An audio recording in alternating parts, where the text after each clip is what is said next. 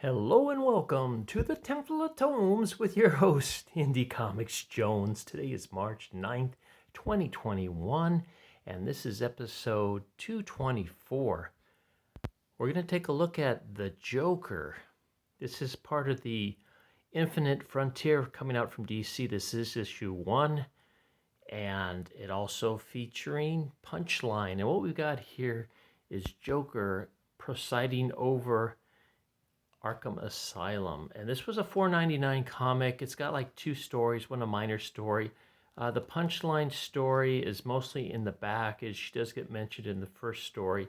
But the first story centers more around Jim Gordon than it does Joker. So they probably could have called this almost Jim Gordon.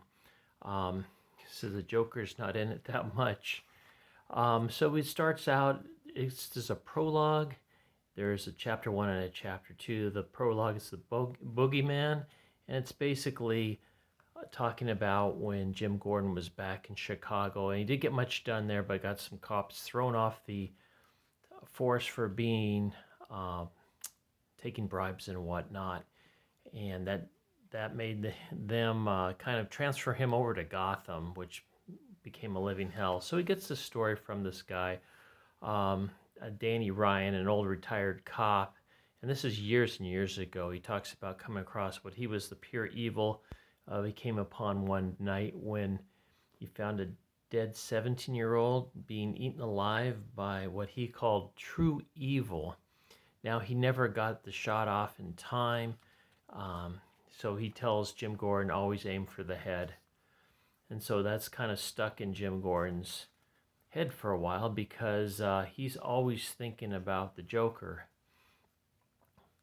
And Joker has crippled his daughter and caused his son to die as well, indirectly. But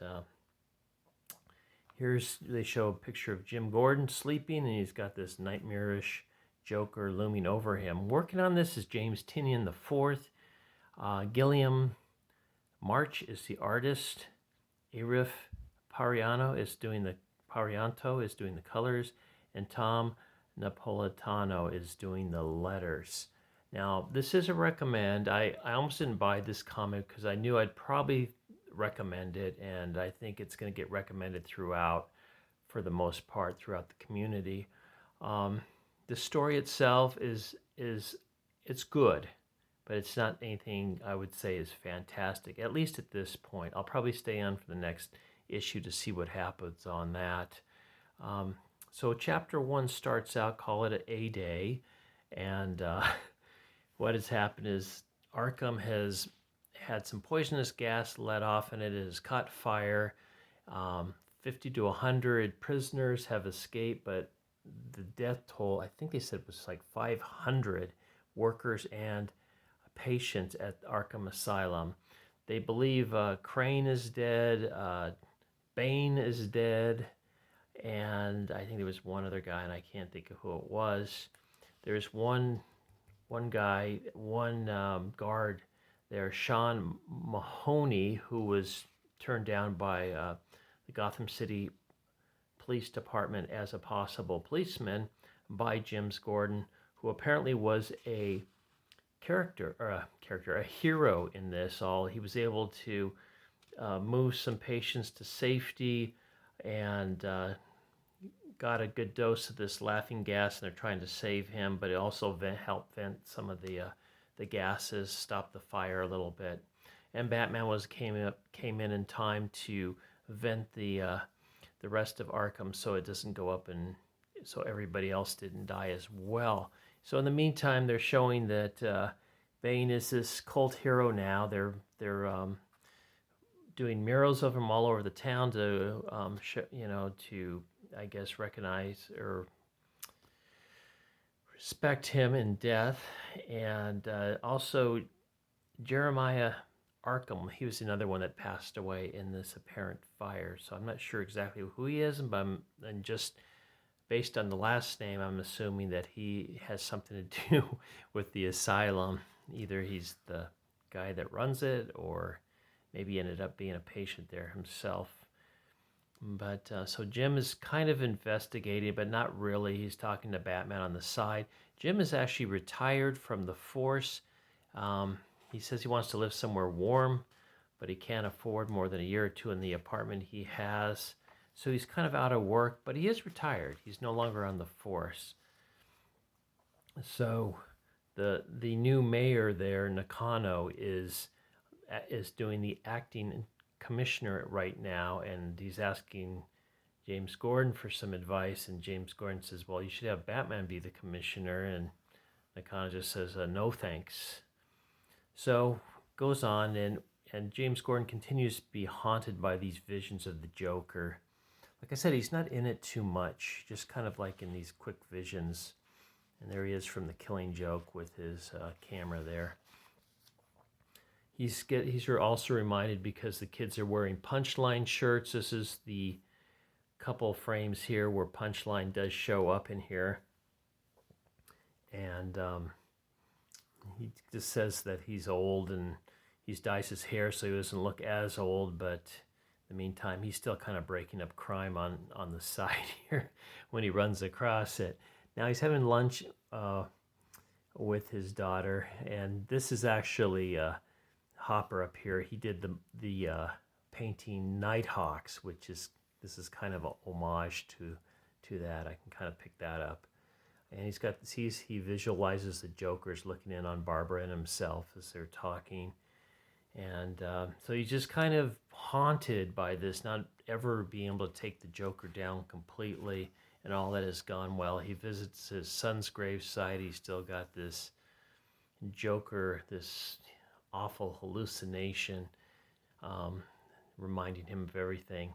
And here's where the real twist comes in. So finally, about halfway through this story, there's a beautiful, rich-looking woman that asks him to step into the car with him.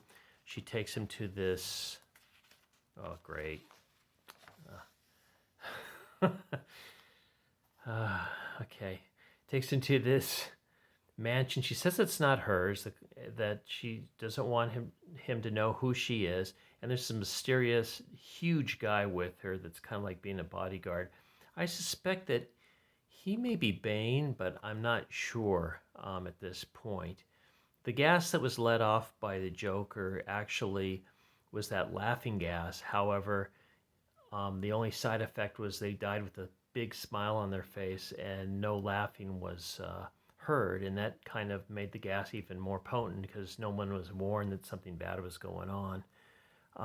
So basically, we end the story here with this woman telling Jim Gordon that the Joker is in Belize, and she wants to pay him $25 million to send him there to kill him. And it's kind of against James Gordon's code of honor. And he says, no, I don't want to do that. And she kind of talks him into, pretty much kind of almost talks him into it here. And she tells him to be on the plane Friday if you accept it. And that's kind of where our story ends. He's got a decision to make. You can see the character, the bodyguard, and I believe that may be Bane. That I kind of think Bane might not be dead because they mentioned that, or Jim Gordon was not allowed to see the corpse they're claiming is Bane. And he's got his face covered, so I'm thinking maybe something happened to his face. Either it was burned or he's got that smile on there as well. So we'll find out later, I guess, in one of the upcoming issues.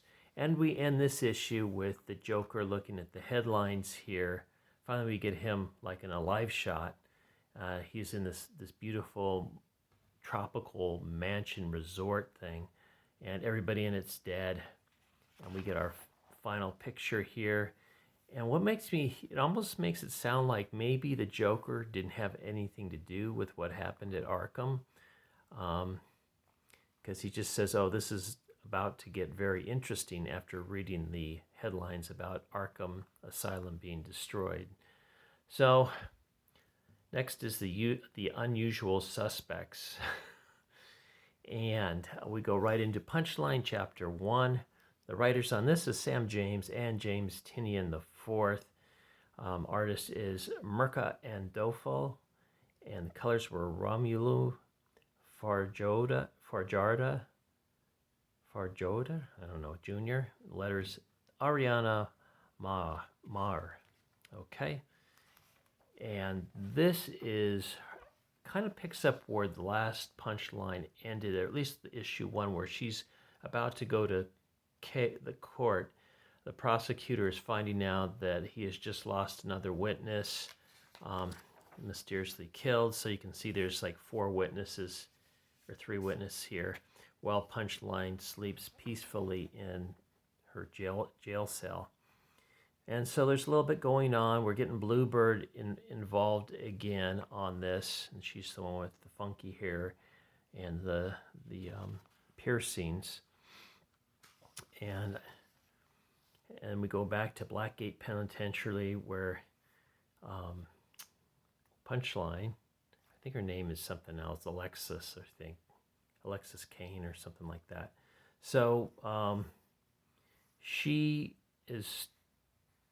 finds this playing card, this Ace of Spades, and she said her roommate tells her that's the calling card of the person running the jail. Her name is the Queen of Spades, and she runs the place. So Punchline is pretty aggressive. She goes right in to talk to her and just starts punching her out, and just showing who's kind of the boss here. So in the meantime, Bluebird finds her brother, who's she's been looking for him for a long time, and he's been hanging out with these friends that are kind of Punchline devotees. And if you remember from the other one, her brother has a boyfriend, and kind of taking up his time and spending less time with her. And so she goes back to her apartment. There's her Bluebird cycle, and she starts to review the file on Punchline, who's going to trial soon. So next is Out of the Past. So it's a pretty good deal on this one. It was only $4.99. You get a hardcover stock on it. Both stories are good. The art in them is very good. I'm sorry, mine fell apart, so I'll have to take this back tomorrow and get a new one. The second one. Second comic in 2 weeks has done that. The other one was just put together wrong. So, yeah, good story. Recommended. Both stories, and always it's James Tynion the fourth. I think he always does a pretty good job. So it's no surprise on this one that this looks to be pretty decent. Thanks for stopping by and listening to my review. As always, please like, please subscribe if you haven't. Please leave comments, and we'll see you next time on the Temple of Tomes. Once again, this is Indie Comics Jones bidding you adieu.